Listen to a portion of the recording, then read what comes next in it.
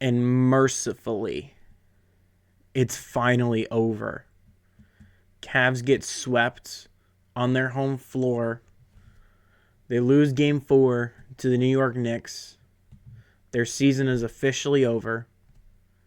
And the New York Knicks are going to the NBA Finals for the first time in 30 years? Something in there in that range. I wish I could say I'm angry. I know for sure I'm frustrated, but I wish I could tell you that I was like throwing stuff at my TV and screaming and shouting. Honestly, I did none of that in this series because it just felt like the Cavs were an accident waiting to happen. Even in game 1, I was oddly calm. And, ask anybody that watches sports games with me. I am the opposite of calm.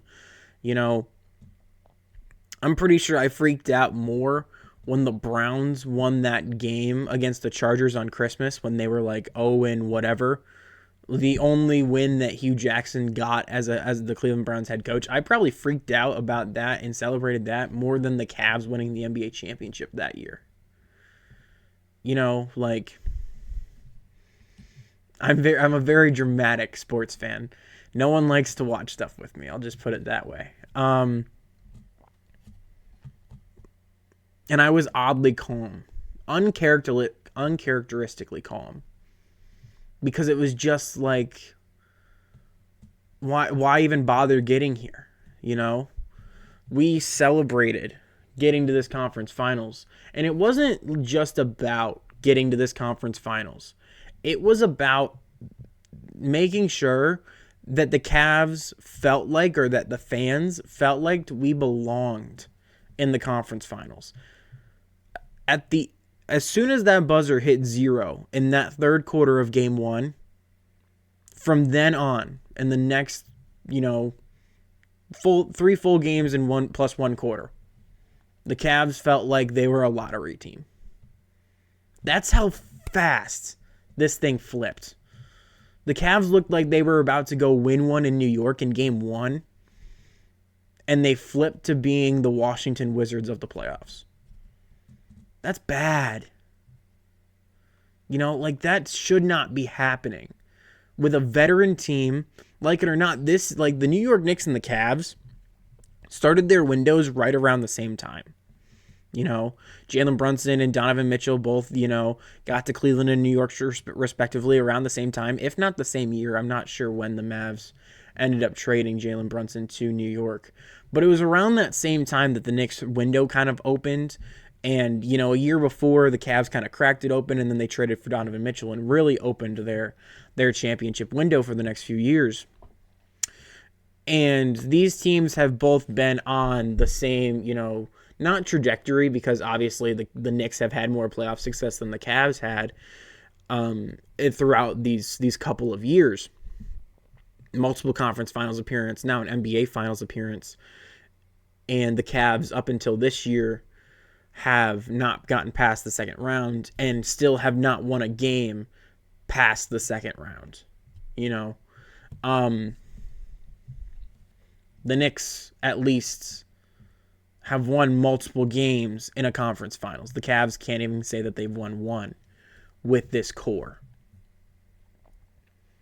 And you put like a guy like Giannis on this team, does he really help the Cavs win this series? Maybe he helps win 1 or 2 games. And maybe he's that good still that he can flip this series around. But you add Giannis instead of like Mobley, which is what the trades are really talking about right now. I don't really see a huge difference in the outcome of this series. I don't see the Cavs getting swept in the dominant fashion that they did in this series if they have Giannis. But doesn't that kind of lock their window a little bit? Like, Giannis is only getting older. Evan Mobley is young, but younger, of course, than Giannis.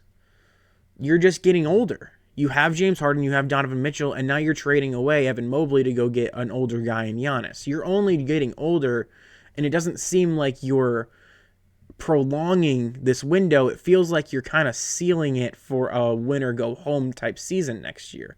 And I don't think that's next year is going to be a season where the Cavs are going to want to go all in. Boston's going to be back. Halliburton is going to be back from this Achilles injury. There's going to be multiple guys that have, injuries that are now going to be coming back next year, hopefully for them. This seemed like the year where the Cavs could have made a push for the finals. And they proved that they're just not good enough. Donovan Mitchell is not good enough to be a Batman and a guy that, you can put all of the pressure on. He had a really good game today. He had 31 points today. It wasn't enough. The Cavs got blown out 130-93.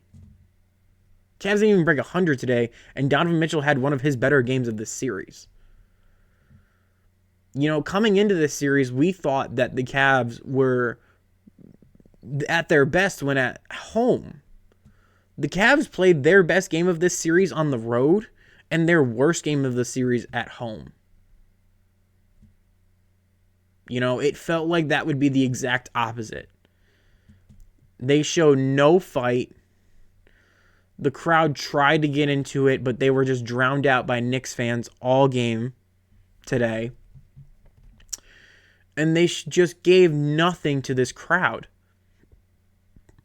And I told you that the Cavs' goal now was not to win this series. It was to make sure New York won the series at home. You lose a series in New York, that's a little respectable. You lose this series and you have New York fans take over Rocket Arena. That's sad. 76ers, they did that. We all were laughing at the 76ers for basically doing what the Cavs just did, although the Cavs did it on a much bigger stage and probably got dominated even more than Philadelphia did. You had Timothée Chalamet and Kylie Jenner and Spike Lee and, a bunch of guys that are Knicks super fans, or a bunch of celebrities that are Knicks super fans. And Dan Gilbert once again proves that he is, embarrassing to this organization. He doesn't let them sit front row, so they sit one row behind. And the camera is still able to pick them up. What did that do? Oh, that's only going to be Cavs fans courtside. Whatever. Who cares? Yet again, he continues to prove that he cares way too much about the little things.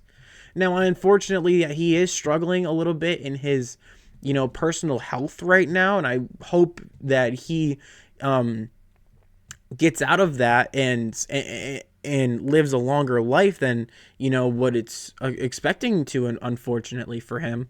There's not a good way to say that, but he doesn't look in the best of shape, and I hope that he can, get out of that. And it's just a bad way to put it, but there's no good way to put it, really. And, first it was the letter to LeBron when LeBron left for the first time. And now that was in the past. We kind of all forgot about that. But there's so many things that the Cavs have done, whether it was, taking shots at Kyrie when Kyrie left. They just prove, the organization I'm talking about for the Cavs, they just prove that sometimes they are just unprofessional. If the Knicks are up 3-0 and celebrities are willing to give you, the Cavs organization, money to go to your city and go to your stadium and sit in the seats that they paid for, let them do it. Who cares? Spike Lee has been here before. He's been courtside for every Knicks Cavs playoff game so far, and regardless of year. And now you have an issue with it? That just makes you look soft. And I'm not just calling out Gilbert here. I'm talking about the entire Cavs organization right now. How is anyone supposed to treat you with respect after that? How is anyone take you seriously after that? And not only do you do that, your team basically gives up in the middle of the first quarter and never really gets back into this game. Now, yes, the Knicks were shooting unbelievably well today, but that is what they do. They're amazing in closeout games. You should have expected that. And I really, really wish, in hindsight now, I really wish I would have waited a little bit longer to make my Game 3 post-game reaction, because I did not see Kenny Atkinson's post-game interview when he said analytically we're up 2-1 in this series. What are you doing? Right there. And I don't agree with a lot of what Stephen A. Smith has to say. You know, obviously he's a Knicks fan. I'm a LeBron guy. He is not. He's honestly quite the opposite of it. His, you know, some things he does is just kind of eye-rolly and a little rage baitish. But he said, I think it was either today or yesterday, that Kenny Atkinson, with that quote, just proved why he doesn't deserve to be a head coach in the NBA. And who can argue with him right now? Kenny Atkinson was so lackadaisical this entire series, whether it was not calling timeouts in that 22-point run that the Knicks had in Game 1, or it was, you know, him just kind of sitting on the bench and watching the Knicks dominate his team and, you know, overcorrecting and calling way too many timeouts anyways. And then, you know, basically letting his locker room kind of be lackadaisical with it too. And there was a quote from James Harden after Game 3. It was like, we're not worried at all. We're still confident. All we got to do is make more shots. And also, I'm not blaming James Harden for that quote in particular. What is he supposed to say? You know, as a player, you're not supposed to say, oh, the Knicks are up 3-0. Nobody has ever come back 3-0. We're just kind of playing for pride at this point. That's not what you say as a player. So I don't really blame him for that.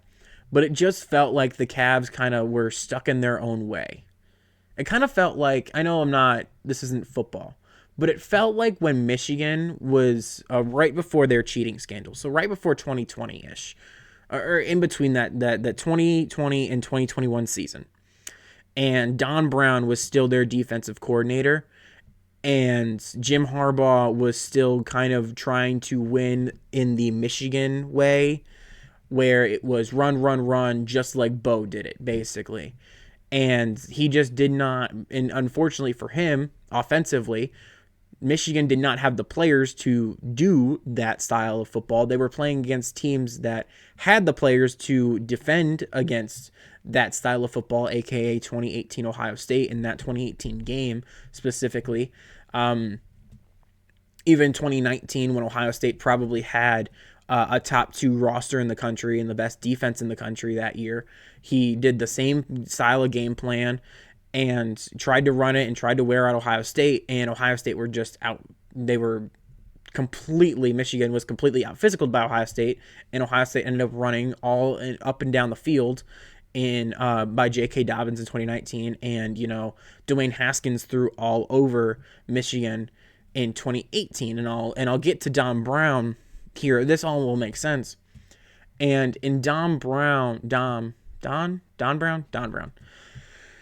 his philosophy was man coverage 24/7.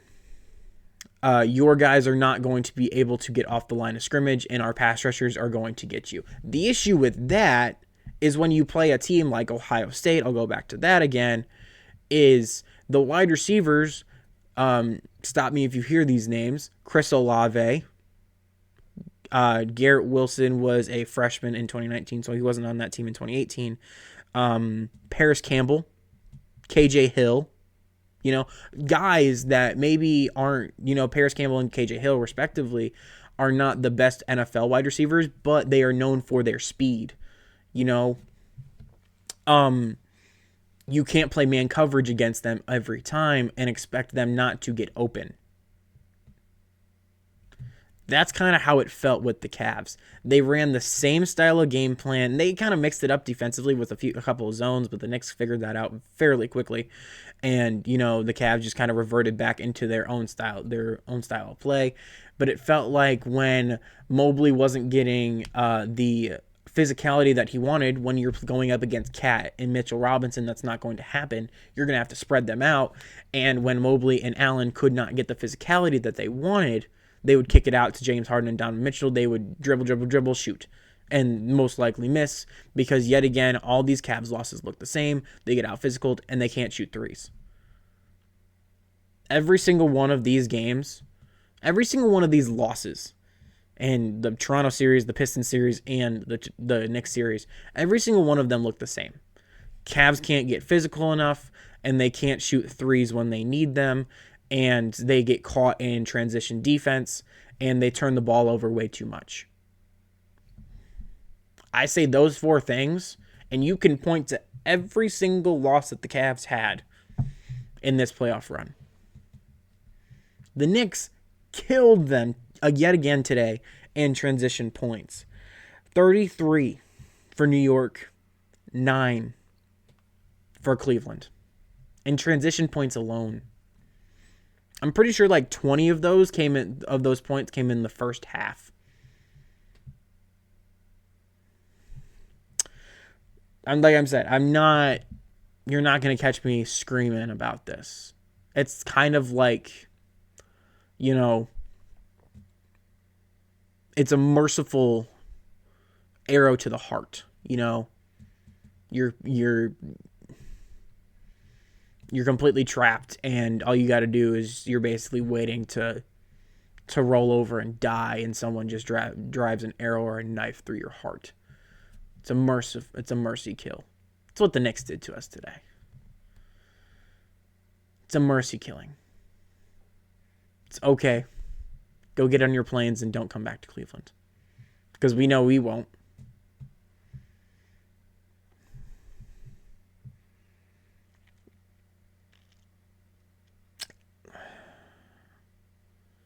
It was bad. In every single category, the Cavs just could not make any shots when they needed them. They could not make the stops when they needed them. It was bad. They got off to a pretty good start in that first quarter, and then the Knicks took it and ran with it and never looked back.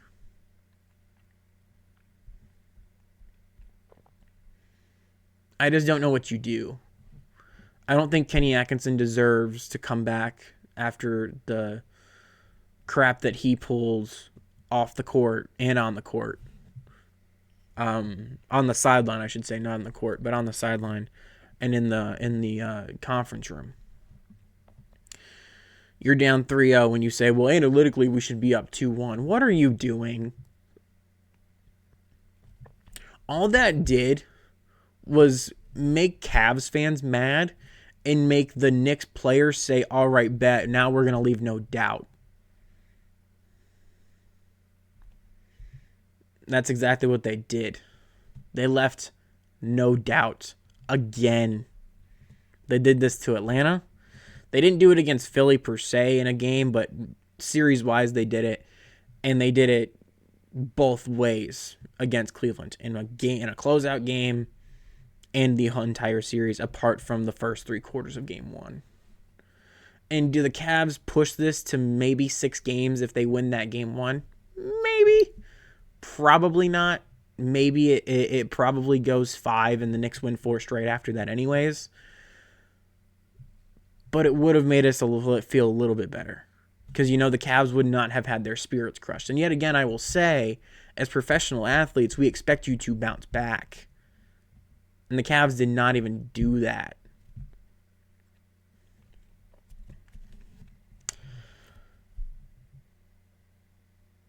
I can't lie and say that this wasn't fun to do.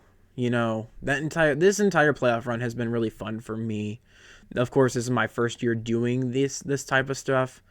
I started when it was right at the beginning of football season to the end of baseball season. We're getting almost to a year of that now. We're right at the end of basketball season and the beginning of baseball season so far a little bit. Probably beginning to middle of baseball season at this point. Football season is starting back up any day now. My bad. Let me try this again. So I am really, really excited that football season is right around the corner here. I have a lot of stuff that I have planned, so please stay tuned for that. I got Ohio State stuff coming out. I'm gonna be a little late on the, I want to do a video about like the new uniforms and a schedule preview, and for both Browns and Ohio State. Of course, when baseball playoffs start up, excuse me, I'm gonna do game by game predictions of that. When the finals for the NBA, of course, end, I will do a video after that. I'm not gonna do game by game for. Wow, I'm losing my voice, but not gonna do game by game for the finals, especially since I don't have a team in them. But at the end of the finals, I will be probably doing a video there, kind of giving my thoughts on the series. Let me say really quick, because I can feel my voice. I don't even know if you can hear it, but I can feel my voice starting to go. If you were a Knicks fan, or if you're in the Knicks organization or anything, if you are in some way part of the Knicks, I feel like you're probably rooting for the Spurs to come out of the West for your best shot. I feel, maybe. It's not because I don't think I think Wembanyama is overrated, or it's not that. I think Wembanyama is probably the best player in the world already. For sure top 2, in my opinion. But it's about when he's not on the floor. What can the Knicks do? If the Knicks can play the way that they have been playing, for the past 8 games, probably more than that, ever since their Game 2 loss to Atlanta, honestly. Game 2? Game 3? Game 3. Because they won Game 1. So Game 3 lost to Atlanta, I believe. Whenever their second loss to Atlanta was, it was either Game 2 or Game 3.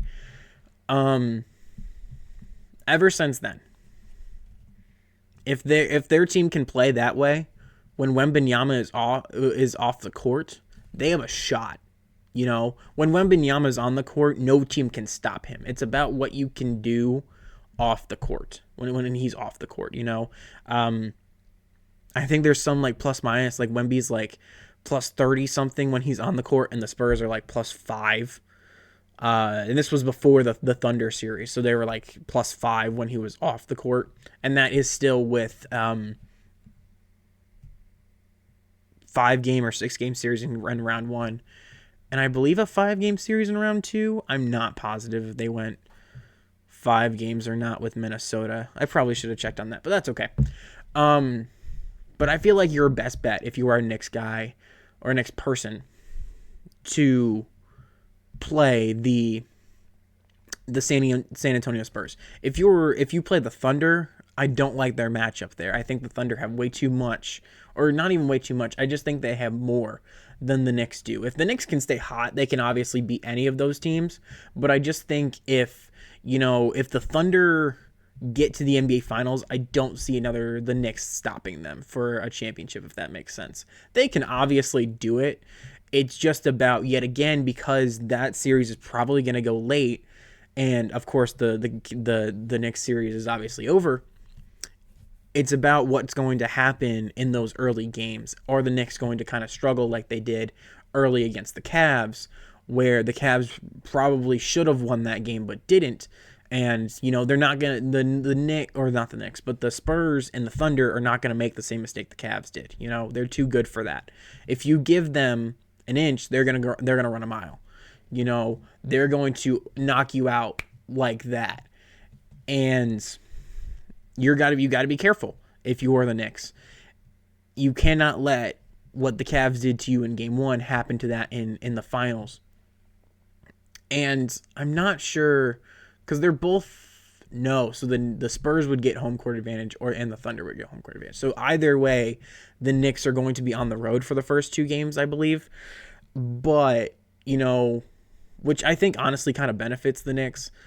Get those first 2 games out of the way at home, and then come back when you're kind of refreshed and the rust is off and you're at home, and that environment is going to be better than any New York environment that we have seen yet in these playoffs. And that's saying something, because those New York environments are awesome when you're not an opposing team.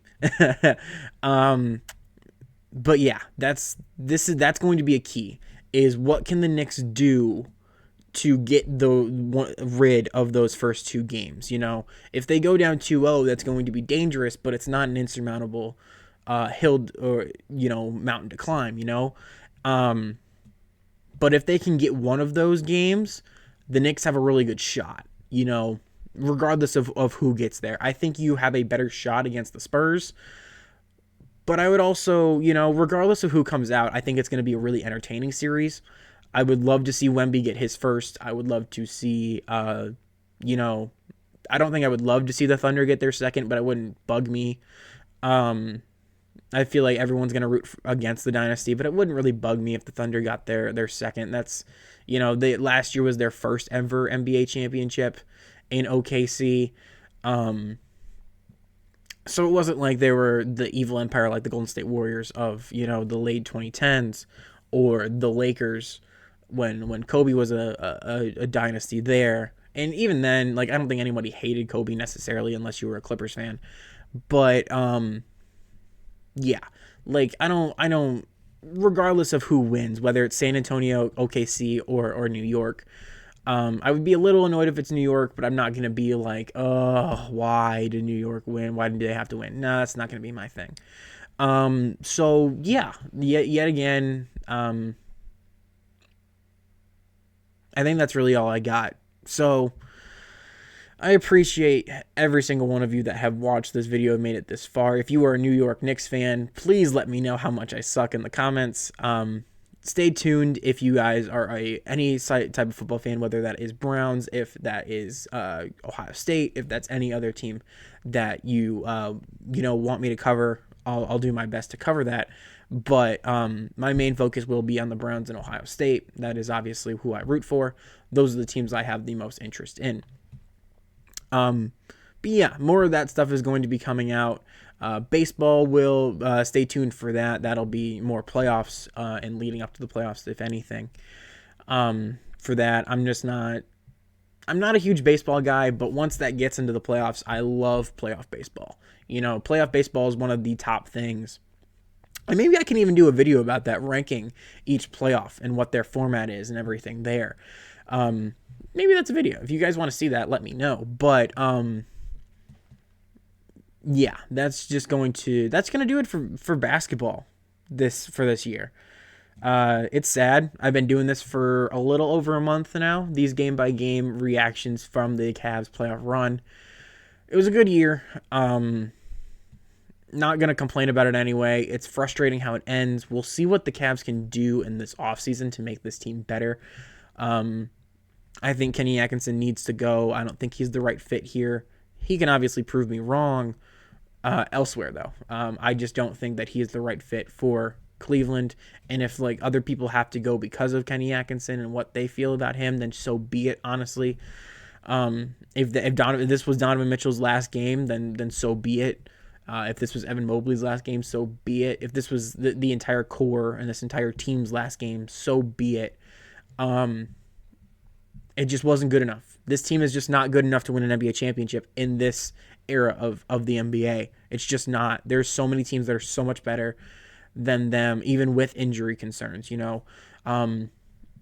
will be my last little rant here, but, the Game 6 game against Toronto should not have gone. That should have went the Cavs' way. The Game 6 game against Detroit should not have happened. These games, the series that were pushed to 7 games really did affect this Cavs team. And I said the longer this series goes, or even if the Knicks get, an early win, that's going to favor New York because they are the more rested team. And they have the more experience than the Cavs do, which was not something that you could say in those first 2 rounds, whether it was Detroit or Toronto. The Knicks had just had more playoff experience, and they knew what it took to win, and they've been on the other side of the losing end of a playoff run. That is what it is. If Kenny needs to go somewhere and be another assistant coach for a year or 2 and then come back and be a head coach somewhere else, so be it. I just don't feel like he is the fit right now that the Cavs need at head coach. I just don't think that he has the confidence for it. And I just think we need a guy that fits our culture. You know, JB Bickerstaff is a good culture guy for Detroit, just not the right fit for Cleveland. New York's coach is obviously a good fit for them. San Antonio's coach, without Pop, when Pop left, he's been good. I don't have a great opinion on him, or not a great opinion, but a not well-educated opinion on him. OKC doesn't really need a coach. That roster is just that good, you know, but you just need somebody that's going to be a good culture fit for this team. And right now they are yet again going to be in another offseason where they are going to be looked at as a soft team that did not belong in these conference finals. And I know every Detroit fan is looking at this series and going, we deserved to be in that series. And maybe they have a point, but they also shouldn't have lost to Cleveland if they deserved to be in that series. So, yeah, I feel my voice dying. So I'm just going to get out of here. I appreciate every single one of you that has been following my basketball content throughout this playoff run.